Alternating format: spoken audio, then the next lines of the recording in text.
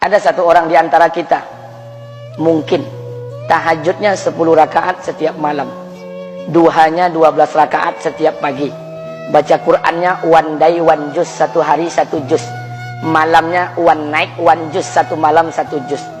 Satu keluarga di antara kita ini puasanya luar biasa Senin Kamis. Satu keluarga berpuasa Senin Kamis. Tak cukup puasa Senin Kamis, dia puasa Nabi Daud. Sehari puasa, sehari tidak, sehari puasa, sehari tidak. Tak cukup dia puasa Nabi Daud, dia puasa-puasa sunnah lainnya. Istrinya nutup aurat dengan sempurna, pakai nikob, pakai cadar, pakai purda, pakai manset, pakai kos kaki. Suaminya 5 waktu ke masjid tak tertinggal takbiratul ula. Anak-anaknya di pondok pesantren hafiz dan hafizah. Tiap pagi berinfak, tak pernah menggunjing orang. Quran terjaga, aurat terjaga, tahajud terjaga, 5 waktu terjaga, duha terjaga, Quran terjaga, puasa terjaga. Sempurna satu keluarga ini amalnya.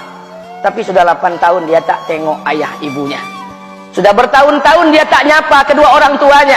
Sudah bertahun-tahun dia tak berhubungan baik dengan ayah ibunya. Sudah berminggu-minggu dia berkelahi dengan ayah ibunya. Sudah berhari-hari dia bermusuhan dengan kedua orang tuanya. Maka anak seperti ini, seluruh amal yang mereka kerjakan tertolak di sisi Allah Subhanahu wa taala, tidak akan diterima Allah. Sebaliknya, kalau ada di antara kita hari ini yang pandai melayani ayah ibunya, tidak ada uang ayah ibu dia kasih uang, tak ada rumah ayah ibu dia buatkan rumah, sakit ayah ibu dia bawa ke rumah sakit, dirawat ayah ibunya dia jaga, kotoran ayah ibunya dia bersihkan pakai tangannya sendiri. Ada di antara kita hari ini yang membersihkan kotoran ayah ibunya lebih dia nikmati daripada makanan yang ia sukai. Begitu luar biasanya dia melayani ayah ibunya. Tapi dia tinggalkan sholat, dia injak-injak perintah Allah, dia tinggalkan perintah Allah dengan mutlak. Maka kebaikan satu orang anak ini kepada ayah ibunya seluruhnya tidak diterima Allah Subhanahu wa taala. Atau jangan-jangan inilah yang menjadi penyebab amal kita tak diterima Allah. Atau jangan-jangan inilah yang menjadi penyebab amal kita tertolak di sisi Allah. Kita sholat juga, kita sujud juga, kita puasa juga, kita ngaji juga, kita dengarkan ceramah juga. Maka oleh karena itu, Pak, Bu, ayah kita tuh tinggal di kampung, ayah ibu tinggal di kampung sana. Terkadang ayah ibu kita tak sekolah, SD, SMP, SMA tak tamat. Dia sekolahkan kita SD, SMP, SMA, S1, S2, S3 dengan harapan hidup kita lebih baik daripada keadaan dia sekarang. Tapi apa yang membuat kita jarang untuk menjenguk mereka? Saya ingin sampaikan buat kita bersama. Ayah ibu kita tak tahu kita ni eselon 1, eselon 2, Pak.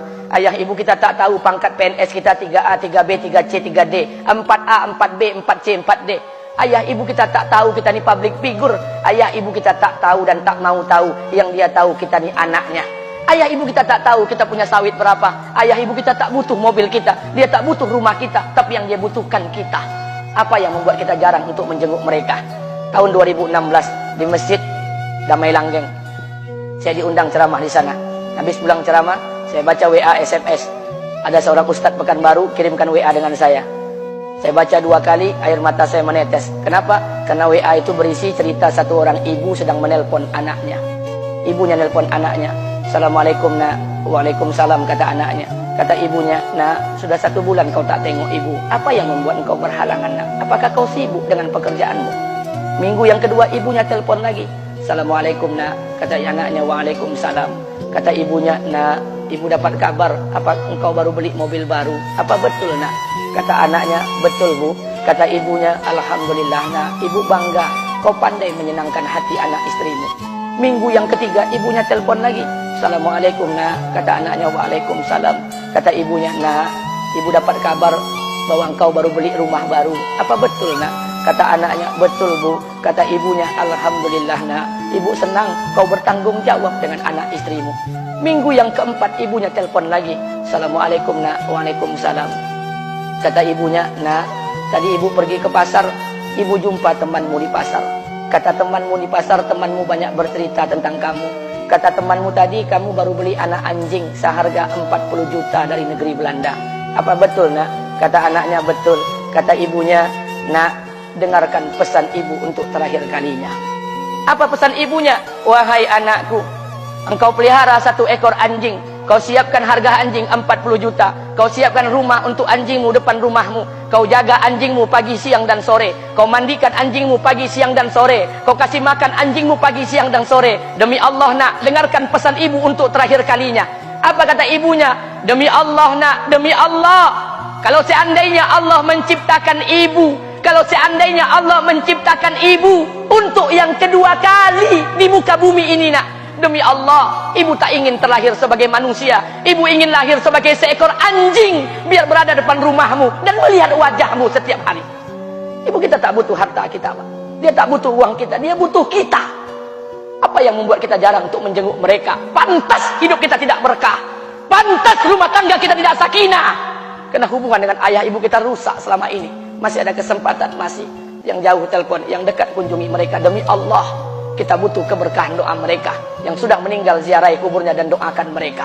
Imam As-Syafi'i berkata, apa kata Imam As-Syafi'i? Manusia zalim, manusia bodoh, kalian tak tahu apabila ayah dan ibu kalian mengangkat tangan di malam hari, dia berdoa kepada Allah untuk anaknya. Doanya cuma sekali, malamnya cuma sekali, hanya sekali saja doanya. Apa kata Imam Syafi'i? Sekali doa ayah dan ibu kalian sudah cukup bagi Allah untuk menjadikan kalian anaknya berkah dunia akhirat. Hari ini berapa banyak doa ayah dan ibu kita, tapi tidak ada keberkahan buat anak mereka. Kenapa? Hati mereka tersakiti. Maka pulang, Pak, cari mak bapak kita. Kita punya rumah hari ini, Bu, kita punya rumah, punya harta, punya uang, punya pekerjaan, punya kekayaan, punya sawit. Kita jadi orang hari ini jadi pegawai, bukan kena sarjana kita, Pak. Kita jadi orang hari ini bukan kena otak kita. Kita jadi orang hari ini bukan kena kepintaran kita. Kita jadi orang hari ini jangan-jangan kena keberkahan doa ayah dan ibu kita yang tak pandai tulis baca di kampung sana. Dari mak bapak kita, Pak. Demi Allah, kita butuh keberkahan doa mereka. Apa guna di kehidupan dunia sementara Allah tidak ridho dengan kehidupan kita? Pantas amal kita tertolak di sisi Allah. Maka pulang ke rumah, cari mak dan bapak kita yang masih hidup, duduk bersama mereka. Kalau seandainya kita tak bisa membahagiakan mereka, jangan pernah menyusahkan mereka. Kalau seandainya kita tak bisa membuat mereka tertawa, jangan pernah membuat mereka menangis. Demi Allah, kita hanya punya satu ayah kandung, kita hanya punya satu ibu kandung. Tidak akan ada ayah kandung yang kedua, tidak akan ada ibu kandung yang kedua. Harta kita cuma satu, ayah kita cuma satu, ibu kita cuma satu. Tidak akan ada ayah kandung yang kedua, tidak akan ada ibu kandung yang kedua. Pangkat jabatan bisa dicari, harta bisa diraih, kesempatan membahagiakan ayah dan ibu kita hanya sekali di kehidupan dunia ini, Pak. Pulanglah.